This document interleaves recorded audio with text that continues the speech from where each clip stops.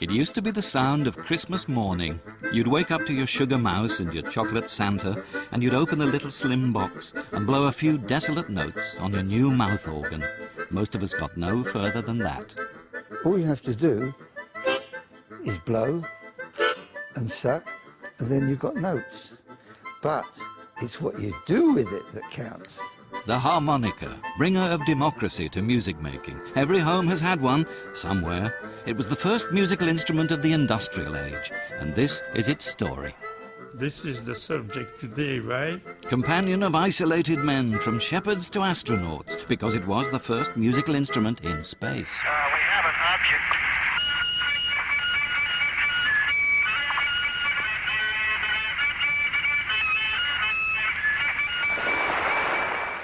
The harmonica has been everywhere in music, starting in the German Umpa world and stopping to assist at the birth of the blues, on its way to jazz, country, rock and roll and the variety stage. It hasn't been an easy progress for anyone. Someone likened it to playing a piano blindfolded with one finger.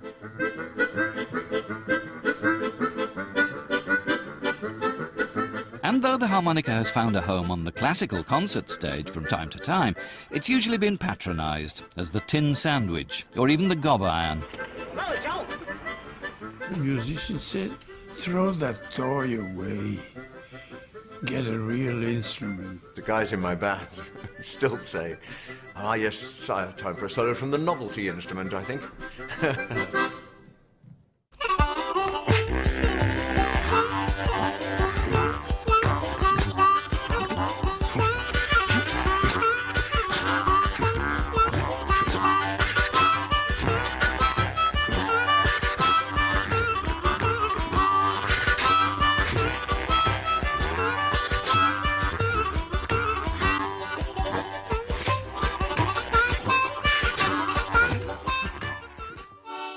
One thing you can be sure of with any harmonica, somebody somewhere has given the thing personal, hands-on attention. Every reed in every mouth organ is tuned by hand with a tiny file.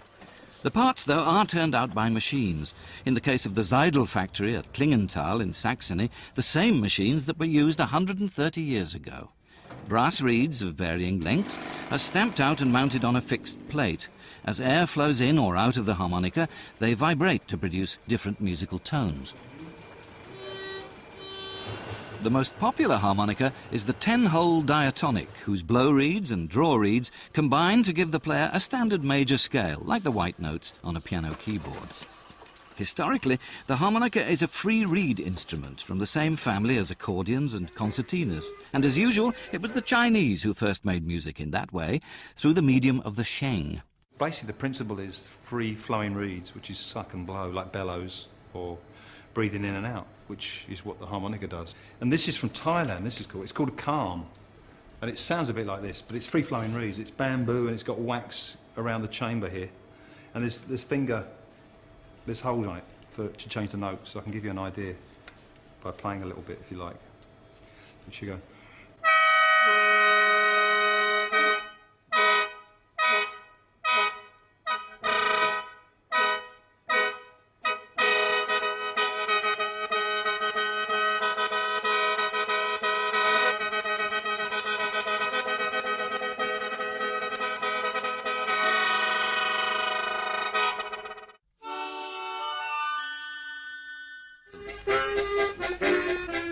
So who invented the harmonica as we know it today?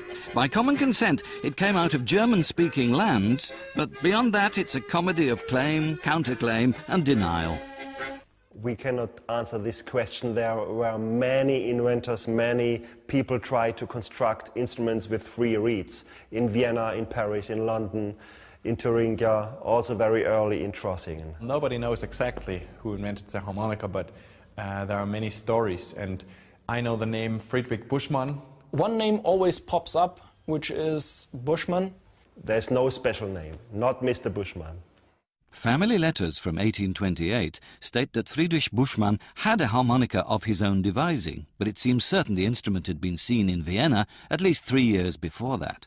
There were no factories then. It was a question of individual craftsmen, and one of the earliest artisans to make harmonicas in Germany was called Christian Messner.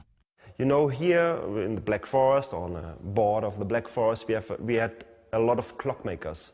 And also in Trossingen lived clockmakers, and they used to travel to sell their clocks, and when they came back, they brought some presents for their families and so on. And one of these presents in the mid-1820s must have been a little harmonica from Vienna.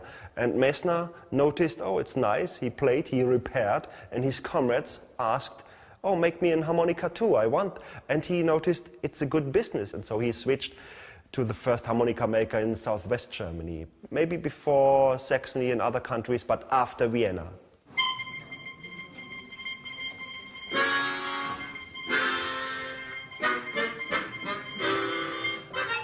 From that point on, Trossingen in southern Germany became the harmonica's semi-official home. Only 15,000 inhabitants, but 3 music colleges, a harmonica museum, and an amazing concentration of top players. This quartet alone contains 2 world champions. The chap on the end is product manager at the Hohner company. Hohner, the maker's name most of us think of first. Matthias Hohner, the founder, was, as the Germans say, a school comrade of Christian Messner. But to borrow the Messner family's expertise, he had to resort to espionage. One generation before Hohner, a Christian Messner started, and it was a family secret of this Messner family how to make harmonicas until the 1850s.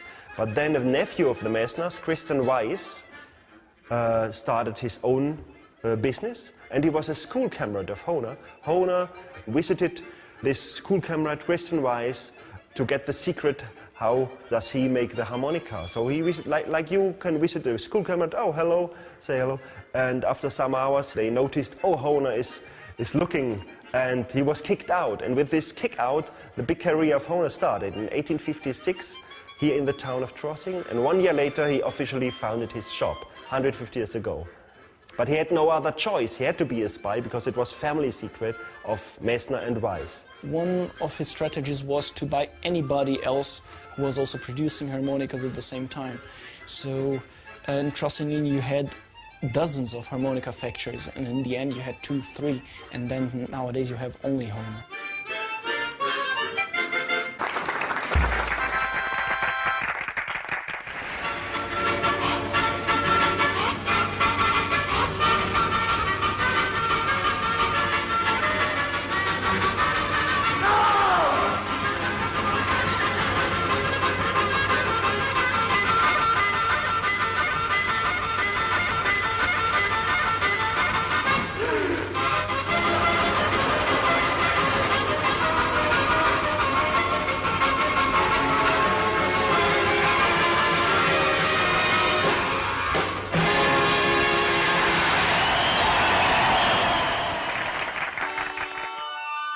They made millions and millions for all countries of the world, and the biggest time was just before radio and gramophone and all these things came up. And in this time the German harmonica makers produced every year 50 millions for all over the world for the export, every year. German immigrants brought the harmonica with them to America, and it's researched that in regions where the German immigrants in the USA played harmonica, there were black farmers too, or black people, and they heard it, and they used the harmonica then for blues. So it's and there's a link between German immigration and black people hearing the harmonica played in USA. The reason why this got into the blues in the way that it did is its inexpensiveness, which is a thing of the past. Little Walter was quoted as saying, "When I started to play harmonicas, they were a dime. Now they're $1.50. Those people ought to remember who popularized them that way, you know." The term harp denoting a harmonica may come directly from the Carl Esbach company, 2 of whose early models were marketed under the name French harp. Some earlier simple models with long reeds attached to a reed plate actually looked a little like a harp, and you could almost think of the Jews or Jaws harp as a one-pronged version. For the classically minded, there's also the tradition of the Aeolian harp, an outdoor instrument randomly activated by the wind passing over strings. It's structured like a harp in that a harp has strings going from long to short. It's not like you're playing a saxophone or a guitar even where you're shortening the strings that you have. You're using the the various lengths of string on a harp, and on the harmonica you're using various lengths of brass reeds. So in a sense it's structured like a harp. You can glissando in a sense like a harp, in the sense that you can rush the harmonica past your mouth, and a harpist can move their fingers along the harp. So there are some similarities in that way. Otherwise, I wouldn't be surprised if the fact that they have the same 3 first letters had something to do with it. We know that the first African-American to record on a harmonica, Pete Hampton, called his instrument a mouth organ, because Mouth Organ Coon was the unfortunate title of the record he made in 1904.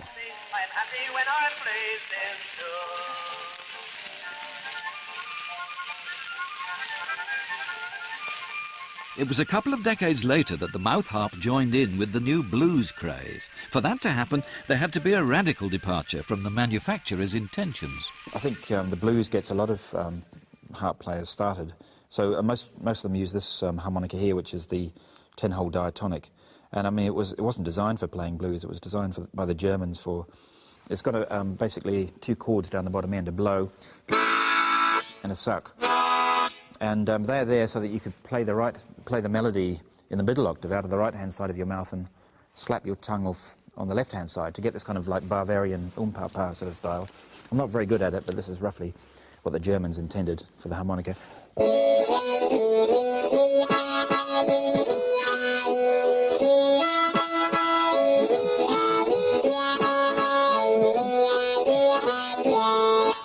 And you can hear that there's that kind of chordal accompaniment going on there. In fact, it was Brian Jones who taught me the trick, as it were, cross harp.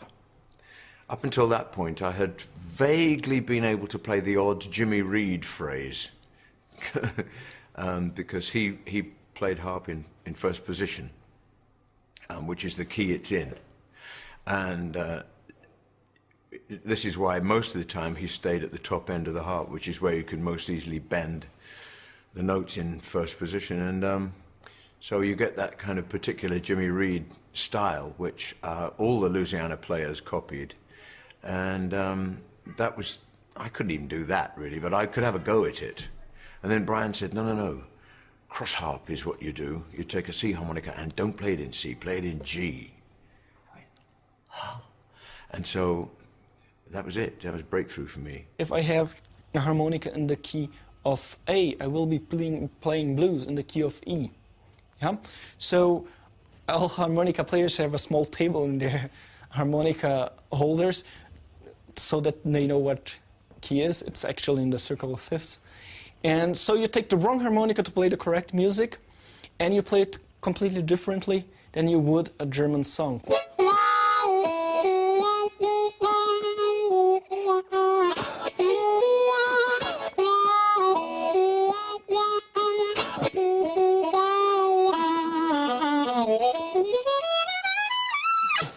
Suddenly, the harmonica market was exploding, sponsored by the stars, and specialist styles of playing began to appear. In the South, one of the unlikeliest favourites in the white stronghold of the Grand Ole Opry in Nashville was the black harmonica pioneer DeFord Bailey.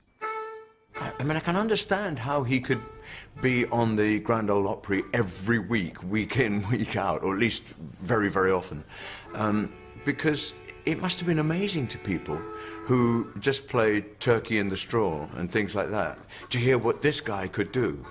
It's groundbreaking, and so he therefore becomes another person who's important in the development of what came after.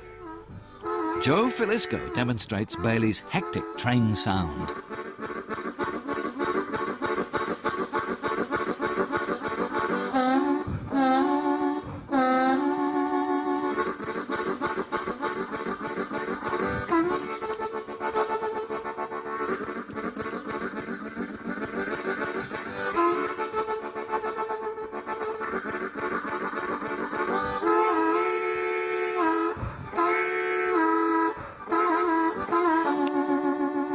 Everybody had to do a train thing, and everybody had to do a fox chase type thing, you know, and all that sort of stuff.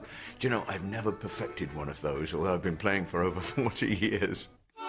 But while the harmonica was establishing itself as part of the indispensable kit of blues band and jug band, it was still struggling for respect elsewhere in the world. This, in spite of its noble performance in 2 world wars, where it not only comforted the soldiery, but on occasion saved their lives. Some soldiers in both world wars, there were soldiers saving or keeping their life by coincidence when the harmonica was on the right place in the uniform and the bullet or the part of a shell hit the harmonica and not the body of the soldier.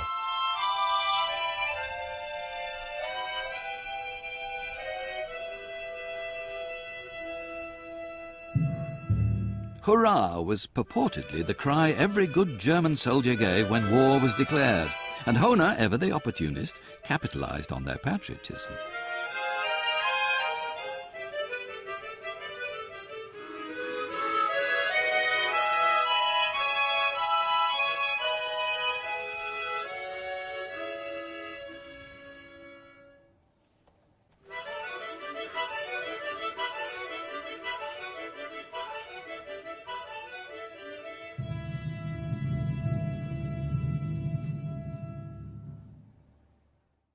Although Hohner harmonicas remain handmade in Trossingen to this day, there was a brief wartime period when the crafty Hohnerites started up elsewhere.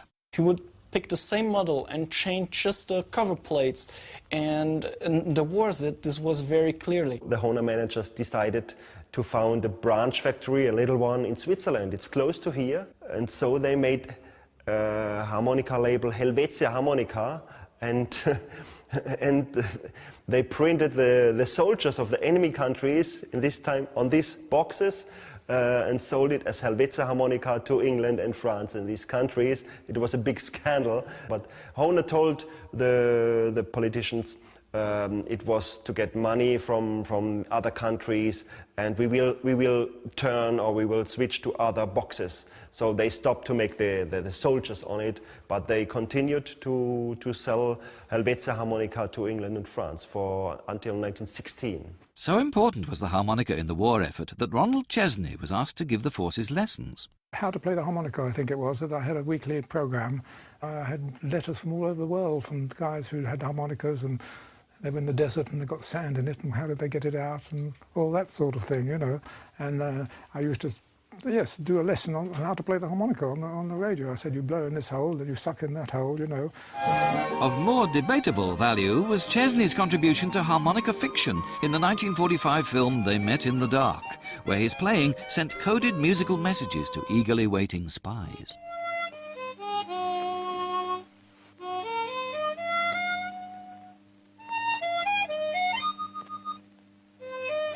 Has he got it? He's getting it. Well? Yes, I've got it, sir. Falls into 4 groups of 6.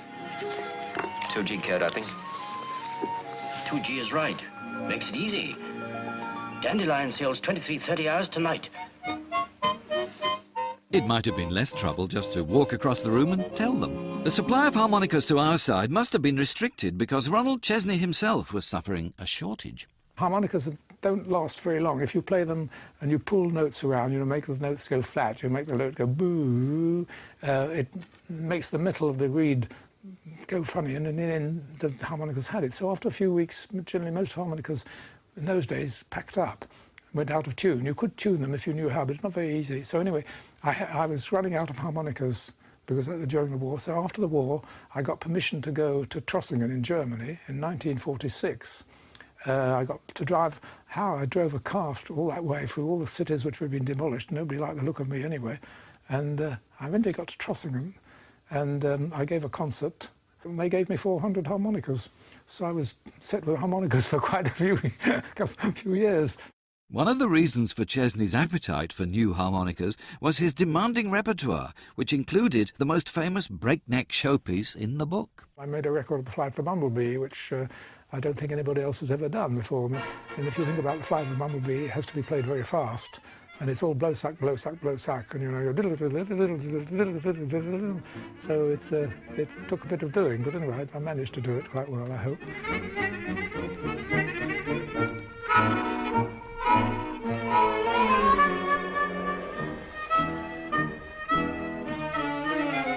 That kind of virtuosity wouldn't have been possible on the standard diatonic harp.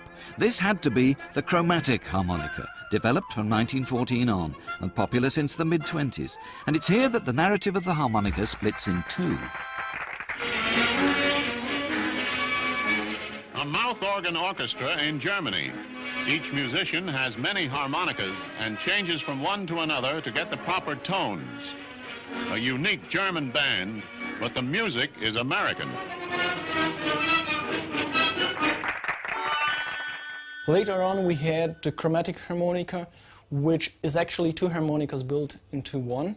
You have the slide and you switch from one plate to the other, so you have all the 12 notes of the chromatic scale, which with this harmonica it is possible to play actually any melody that you want, and several intervals and partial chords, which makes the harmonica so interesting. With the chromonica, no chord sequence was out of bounds anymore, and a whole new repertoire opened up. A T4-2 is the one, too. If you play it in C, that middle part goes to E major. Wow! With all those things you had to... You know, and then that's how I learned all the keys. Play T4-2 in A flat, you know.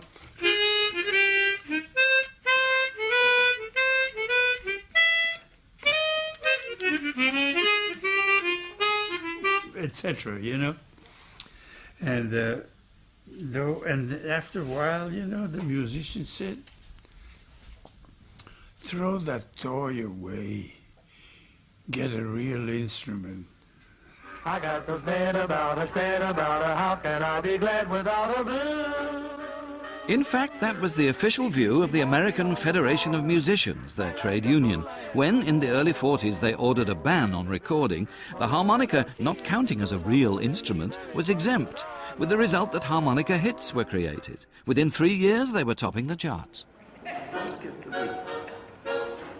This is Alan Pogson, the originator of arguably the biggest harmonica hit of all time, Peg O' My Heart.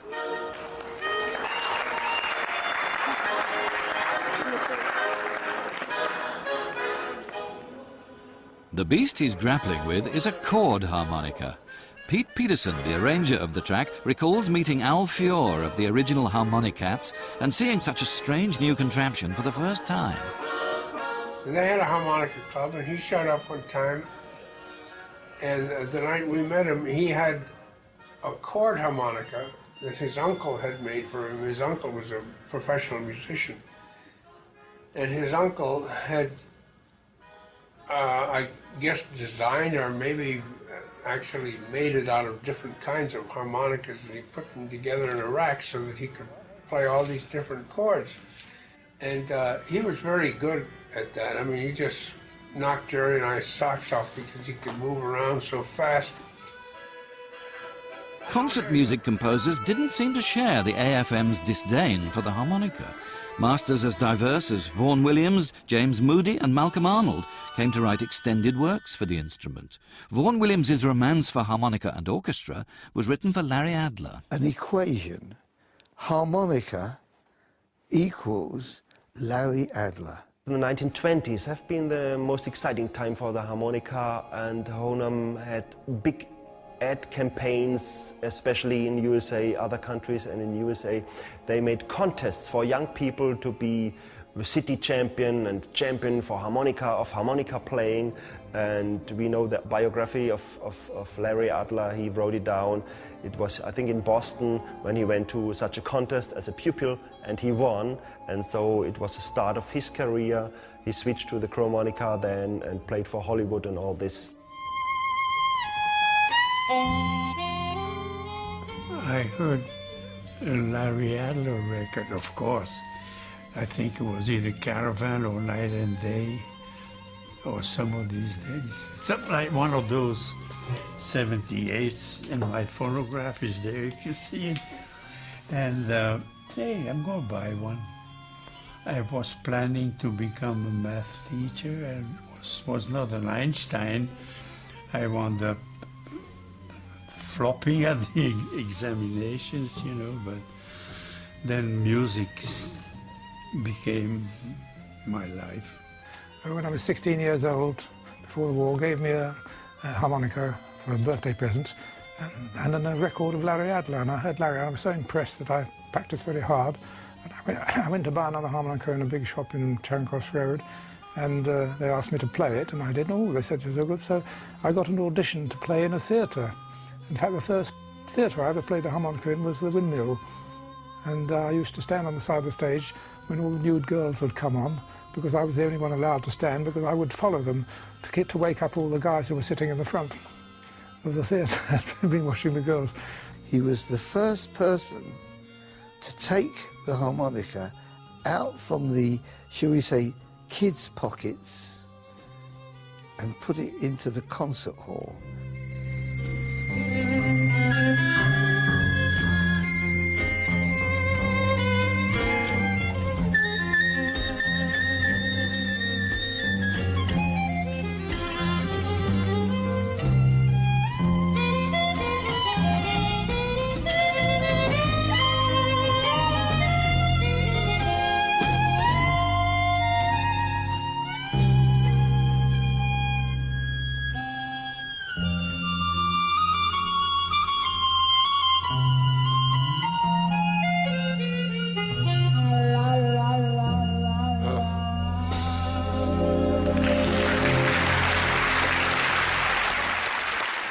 Some of the things he did I didn't like, but some of the things I do people don't like. You can't please all the people all the time. I mean, I'm not a big Larry Adler fan. I think he's sort of he's a bit melodramatic in his style for my taste, but he certainly did make people aware of the chromatic harmonica and did sell quite a few albums, you know. If he was to play The Ladies of Jam, he'd play...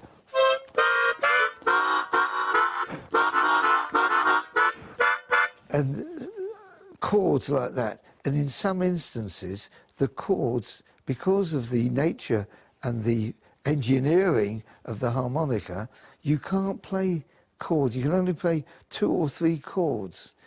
And he played all sorts of chords, and they just didn't match.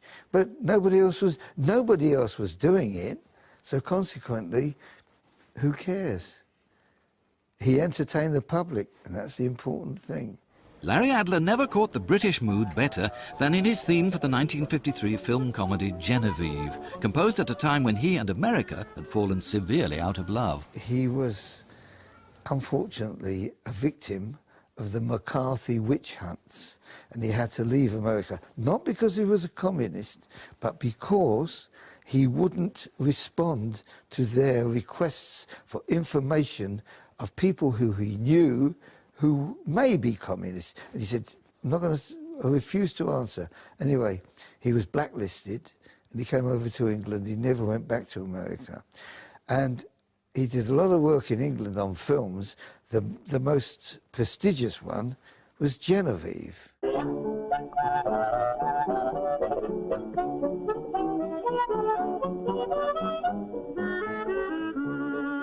I was in America. A friend of mine in Long Island, who I was going to visit that weekend, called me and said, look, I bought a new Cadillac. Instead of me coming down to New York to collect it, could you pick it up and drive it to Long Island for me? I said, sure. I got in a traffic jam, couldn't move, suddenly got the first 8 bars, that later was the first 8 bars of Genevieve, and I pulled over, and I had a wallet at that time with had little manuscript paper in it, and I wrote down the first 8 bars of Genevieve, which I didn't have to change. It took me 2 months to write the bridge, the middle section. There's never been, there probably never will be, a better demonstration of the harmonica's capacity to cater to all moods, from jaunty exteriors to the intimacy of the bedroom.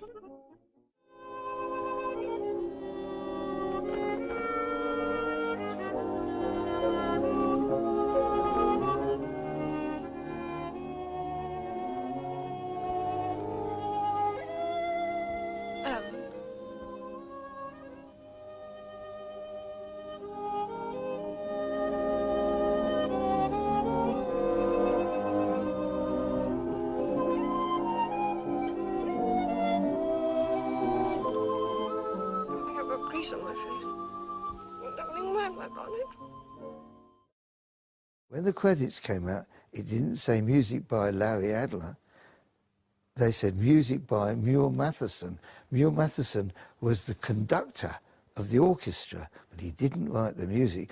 And it was 50 years after that film was made that Larry Adler ultimately got the recognition he so richly deserved. The music for John Wayne's The High and the Mighty got the Oscar that year anyway. In much the same way as film critics compare Charlie Chaplin and Buster Keaton, harmonica fans will always argue to and fro about Larry Adler and his great contemporary, Tommy Riley. He was magnificent. I will say this about Tommy Riley. If you've got a piece of manuscript paper and you put a spider, dipped his legs in ink, and the spider crawled over the manuscript paper and gave it to Tommy Riley, he'd play it.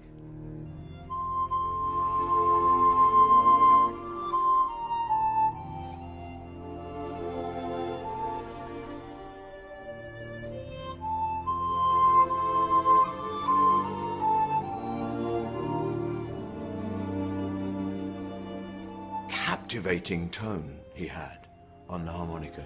Wonderful player. And he told the most amazing stories about his life. He was a violinist.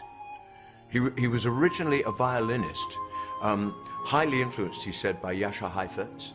And he went to study music at the Dresden Conservatoire in Germany. And this was in the 30s, and then the war broke out. And he was immediately interned as an alien.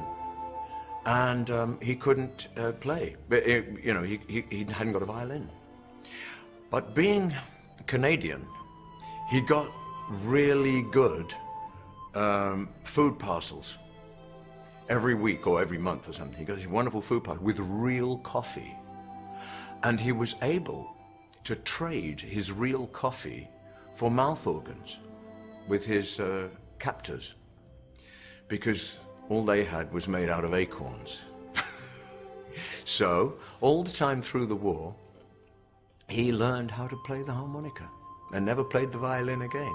One pupil of Tommy Riley's, still entertaining audiences today, is Jim Hughes. Totally different to Larry Adler.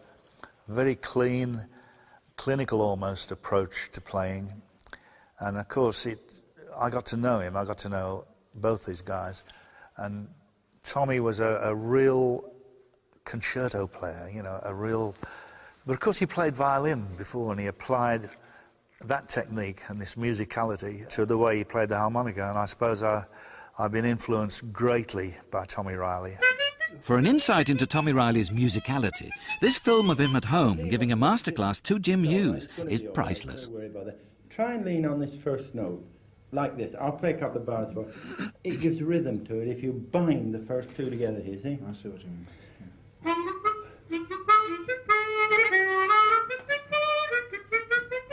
Although it's not marked as a crescendo, when you get this D sharp up here, go da da da da da D. Don't accent it as such a, not like that. You go. It's in a vibrato on as soon as you get to it.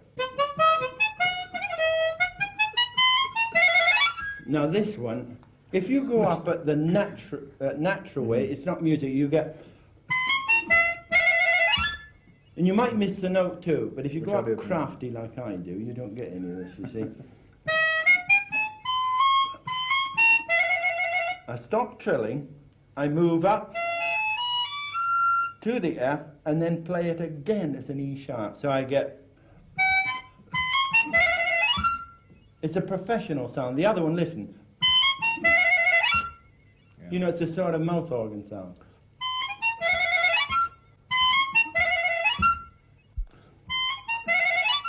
That's it. Great. Now don't overdo it. You'll get as good as me. Now, from B, eh? Gave me quite a shake-up to see that. By now, there was a three-way split in the harmonica tradition between the legitimate melody players, the bluesmen, who deserve an entire series of their own, and the articulate jazz stylists, who seem to thrive in the Low Countries. Week by week in the life of BBC Radio's Goon Show, Max Geldray from Holland had his rhythm feature.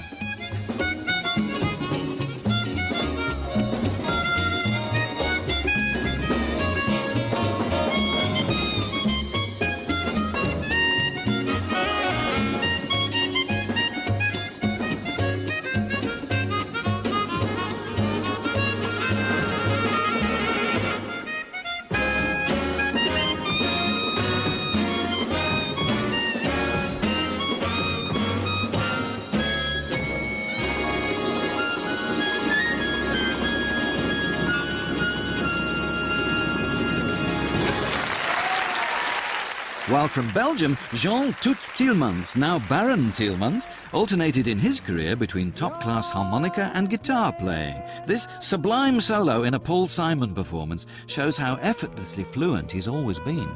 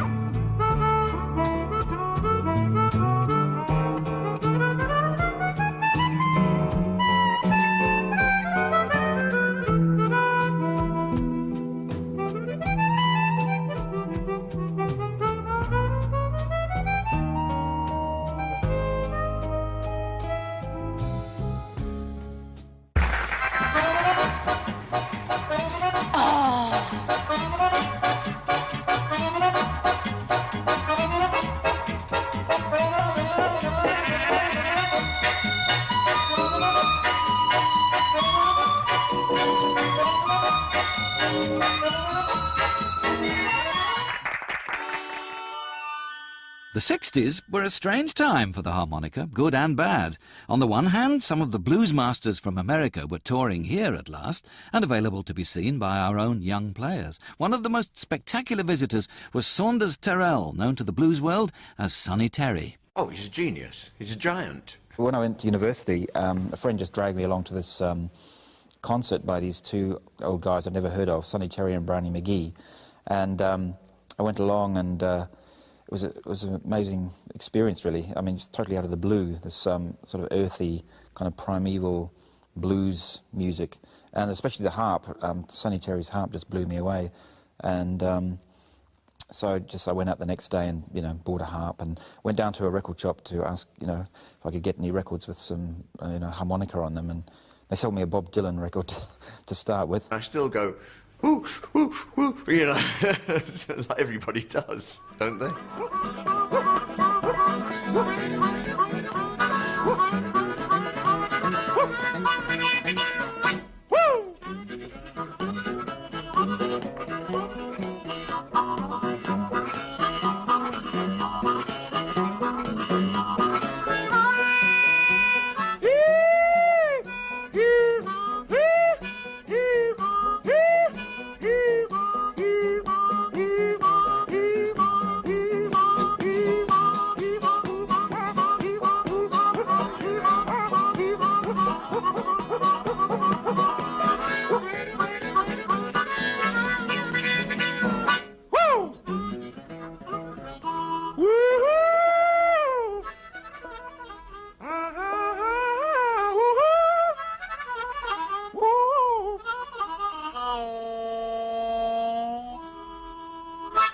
Brownie would do things like, Sonny had this kind of harmonica rack on his waistcoat, and Brownie would start a song in a key that Sonny wasn't used to. So Sonny would be fishing for his harmonica and eventually get the right harp, and then Brownie would change key. They were doing these kind of little tricks to each other the whole way. There were famous harmonica moments in homegrown pop, like the lonesome phrases on the Beatles' Love Me Do.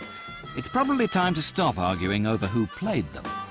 Funnily enough, whoever plays on the Beatles' Love Me Do is ahead of the game as far as a lot of people are concerned. Now, I think they said it's John Lennon, and I don't have any reason to doubt that. Nor is there reason to anymore. We can confirm from within the Apple organisation that it was Lennon. But it's wonderful playing. If it's true, then John Lennon was better than virtually any blues player at the time. But in America, for the first time really, stylistic progress stalled and backward steps were taken. There was some dreadful playing going on in the 60s, I mean, really dismal.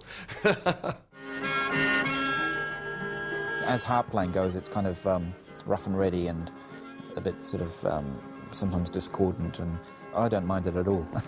But yeah, he's not really regarded as a great harmonica player by harmonica players, if you like.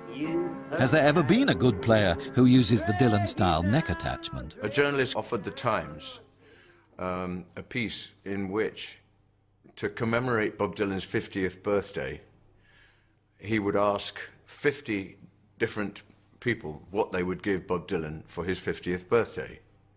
And he rang me up and he said, this is what I'm doing. What would you give Bob Dylan for his 50th birthday? And I said, harmonica lessons. Everybody's Uncle Joe plays the harmonica, and everybody's Uncle Joe thinks they're the best harmonica player that ever lived. And so very often you say, I play the harmonica. And there's a little, it's as if you said, I clean out urinals, or something like that. And then they say, oh, that's nice. Then they'll say one of two things. My Uncle Joe played harmonica. He could play Coming Around the Mountain. He was great. Or they'll say, oh, you must like Bob Dylan. And then you say, yes, I like Bob Dylan. Asshole.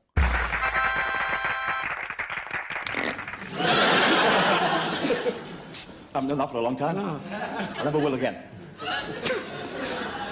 Ladies and gentlemen, it's now my pleasure to introduce you to a charming young lady, someone on... Not now, Arthur. Arthur, you're becoming a nuisance.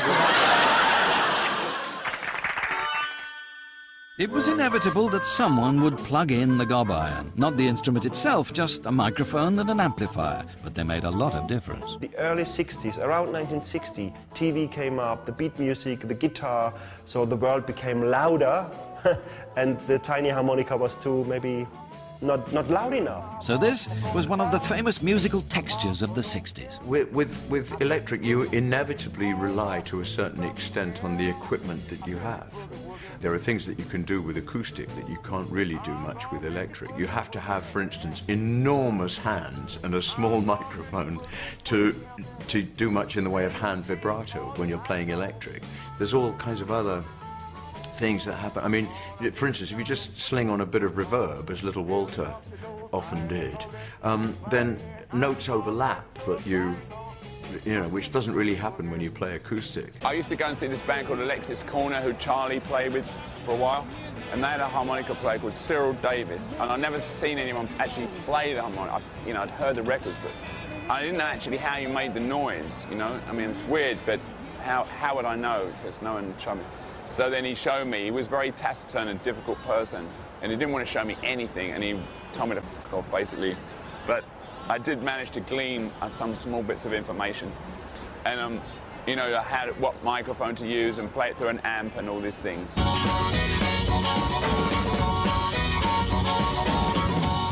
Hot Chicago-style stuff, but early, but, you know, sort of Delta up to Chicago-style music. And I mean, Cyril was hot at that, really hot at that. And you just practice, really. It's very hard to show someone because it's in your mouth. So it's not like a keyboard where you go, la, la, la, la, and you practice. You know, I mean, you can do it with music, read music and do it, but that's not really how blues harmonica is played. Just by blowing on his high-tech mouth organ there, Rick can stir the commuters with the strings of a clarinet. Or, should he choose to do so, he could deafen them with a snare drum. And he has this versatility at his lips because the mouthpiece is linked to a synthesizer, which has got 64 memories. So you can choose from a vast range of musical sounds and effects. And the sound does vary according to how you blow. So the musician has the full expression of a wind instrument. We're still living in the age of experimentation, a perpetual case of suck it and see. The harmonica is such a young instrument, and there's so many different ways you can tune it, and different forms it can be made in, that there's actually quite a big potential for finding new sounds, new styles and stuff.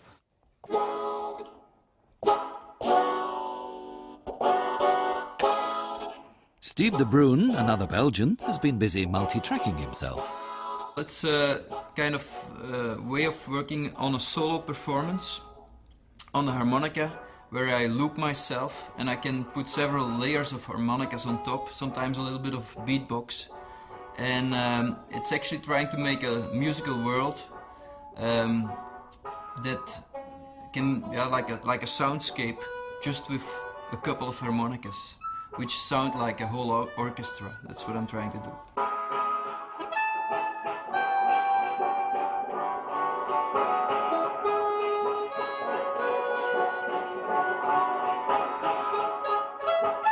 Nor is is the future relentlessly chromatic? At least, not in the sense that the chromonica itself must be used. Astonishing things are now being done with the old diatonic. There's some great players around at the moment. A guy called Howard Levy, who you may have heard of, who's an astonishing player on the diatonic, who's kind of found all these extra notes that no one thought were there. If you're playing a blow reed, you make this reed stop with the airflow. It's very difficult to show, but you stop the blow reed, the air does not have a way to go out through the blow slot, so it goes out through the draw slot. So the draw reed starts vibrating while blowing, and this makes a new note pop out. It really pops out.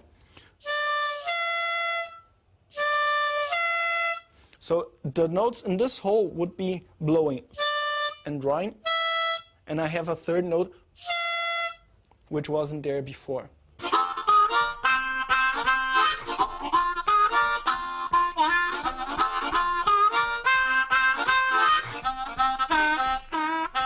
Now, you notice when I came to that bit of the tune, I went down. Because I can't go semitone above that, because it's not there. If I could do overblows, I could do that note. And this 8-year-old kid said to me, when you played Work Song, I said, yes. He said, did you play the tune exactly right? I said, I played the tune exactly right, including the correct flattened fifths, which the composer wrote. He said, you went down an octave at one point. I said, yes, just for one phrase. He said, can't you do overblows? And he was yay high. So I'm going to learn overblows eventually.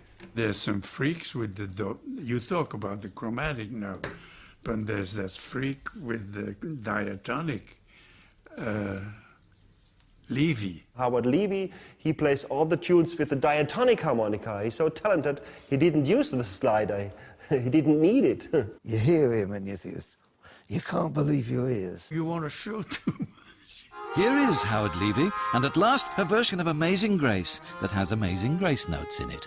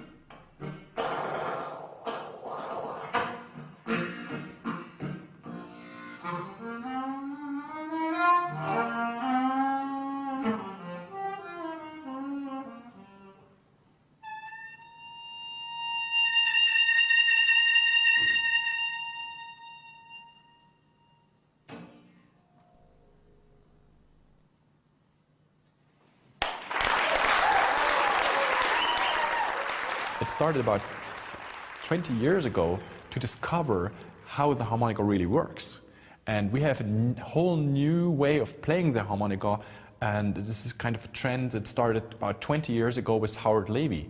We, as a manufacturer, we have to, go along with this development. And so now, at this point, we understand how the harmonica really works, we really understand what things can be done to make a better instrument out of it. And the players themselves feel the same obligation. Brendan Power keeps reinventing the harmonica as he goes along. The chromatic's got this kind of a reputation for being a little bit more straight than the diatonic. I mean, people like Stevie Wonder play the chromatic and make it sound really sexy, but it can, you know, intrinsically the way it's made or the way it comes from the shops, you can't bend as many notes on it. Little Stevie Wonder, as he was then, was one of the first in pop to make a wholehearted feature of the harmonica.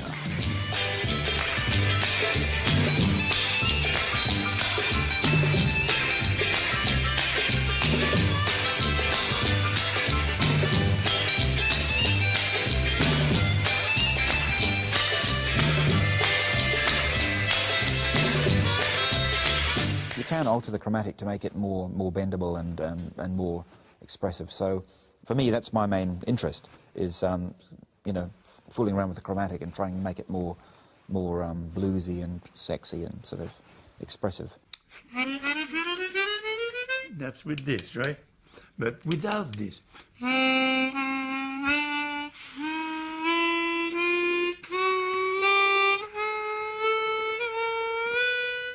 But it's not clean, but it's funky.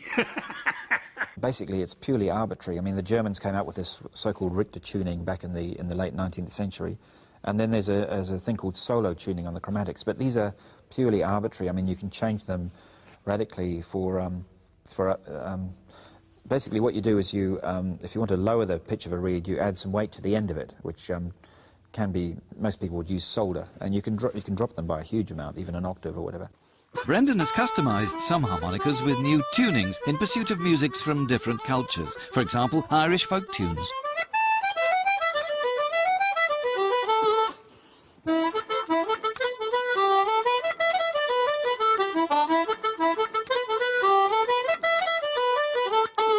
So that's sort of, yeah, altered for Irish music. Or you can play Bulgarian music on them, or sort of Arabic sounds.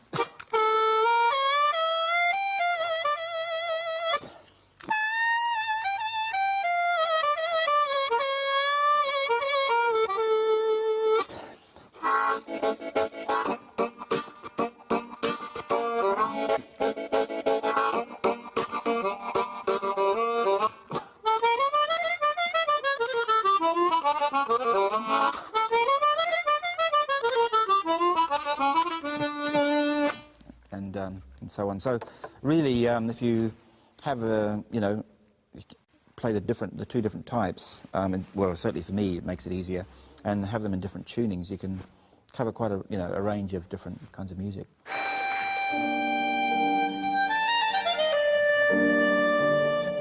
And all the time, the grand old central tradition continues. Jim Hughes was taught by Tommy Riley, and young Philippe Achille is a pupil of Jim's. You've gone further than any pupil that I've ever had. And I mean, to get into the Young Musician of the Year is something. To win the Open World Championships is something else again. And he's just 18. And I hadn't even begun to play the harmonica when I was 18.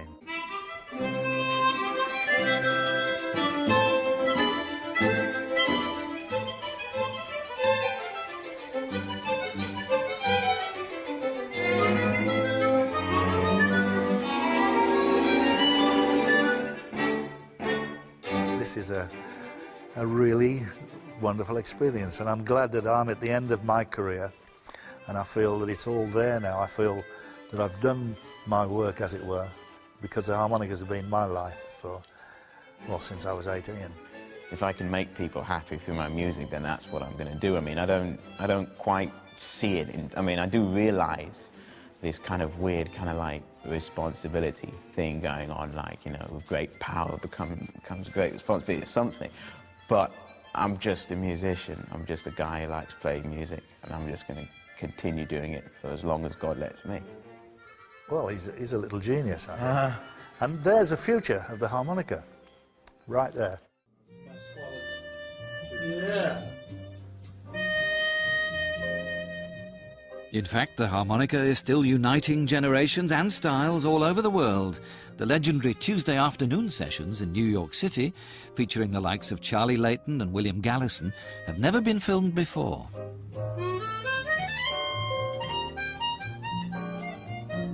Yeah, Charlie.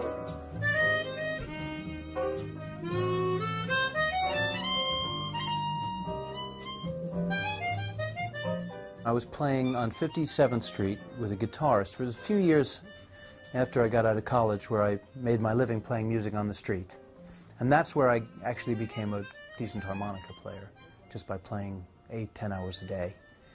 And one day, this very handsome gentleman walked up and said, "You sound good." I said, "Thank you." And that was Charlie Layden. And he said, "We get together on Tuesdays, you should come by." Somehow or other, three of us decided that it might be a good idea to meet one day a week and try and jam, see if we couldn't jam and play, right? And that's exactly what we did. And that's close to 30 years ago, I guess, right now.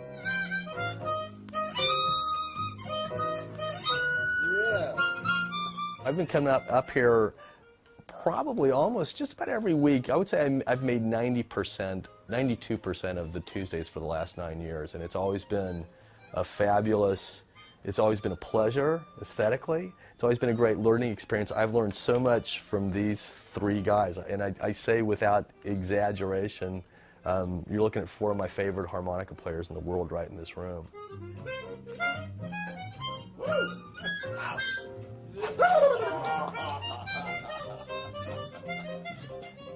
It's been invaluable for the art form of harmonica to have guys like this pioneering it, and then sharing the knowledge is something that you don't get on all instruments. Harmonica players, because we haven't had the books and the schools, so we share with each other, which a lot of other instrumentalists don't do, and we learn quite a bit from doing that. Gregoire Moret and Stanley Harper and Blackie Schachter, all the top harmonicas, the Scrow brothers, they are all here for one time or another to come to the Tuesday jams. So this has become an institution.